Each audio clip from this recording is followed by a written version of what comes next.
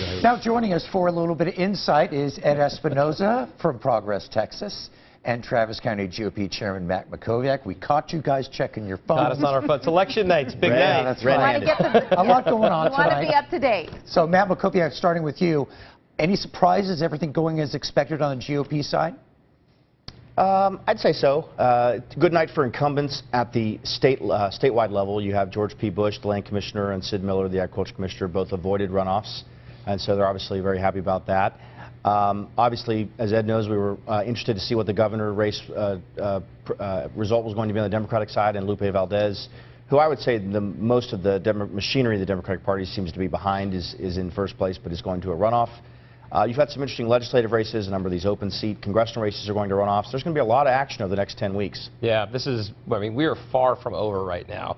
There are a couple of surprises. Matt was showing me one on his phone, the congressional race down in, was that Houston? Houston, yeah. Yeah, where, what do you, woman put $6 million in? Yeah, a woman named Kathleen Wall, who's been a fundraiser for both parties, was endorsed by Cruz and Abbott, and looks like she is likely to finish third after spending $6 million, only getting 12,000 votes. So yeah, there are some surprising results out there. And on the Democratic side, you've got Jay Hoolings, who was a favorite of the Democratic Congressional Campaign Committee, coming in fourth in the 23rd Congressional District right now.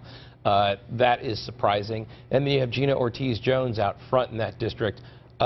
Very close to winning outright in a four-way race. She's got 45% last time I checked, so that's a little bit surprising. Beto O'Rourke at 66%. Also a little bit surprising, but not entirely when you consider that we have seen candidates with Latino surnames in the past get 20% on name ID alone.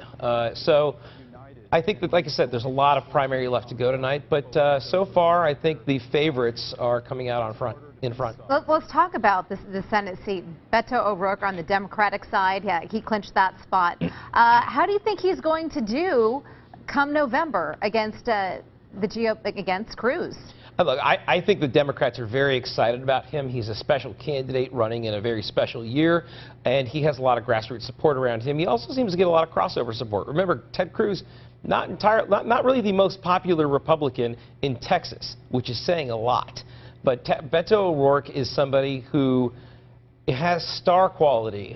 When you go to a Beto O'Rourke event, it's like going to a Beto concert, and people just show up in throngs, and they really respond to him. So he's obviously a good fundraiser as well. I think that makes for a spirited race and a very good year, and that could make him a very strong contender in this race. Matt Mackowiak, what races in this state in the general election could you see possibly going for Democrats that Republicans have held?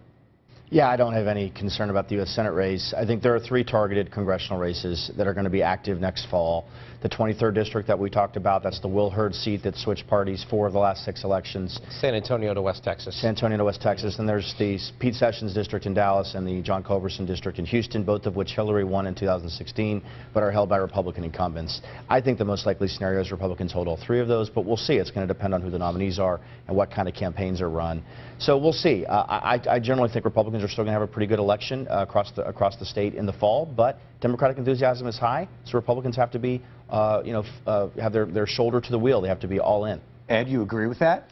I do agree that Republicans have to have the shoulder to the wheel. I think Democrats do as well. But I wouldn't be so confident that Republicans are going to run away with everything. I mean, you're looking at record turnout during the early vote for Democrats. I haven't seen what the total vote is so far tonight, but you're also looking at, if not record turnout, at least the highest turnout we've seen in a decade on the Democratic side.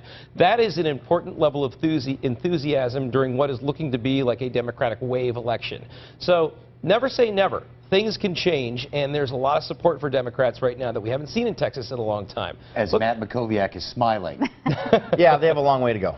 Right. Look, it's going to be tough, but I think it's possible. We'll see what happens in November. Ed Espinoza, Matt Mackowiak, thank you so much for coming in and sharing your perspectives with us tonight. Thanks for having us.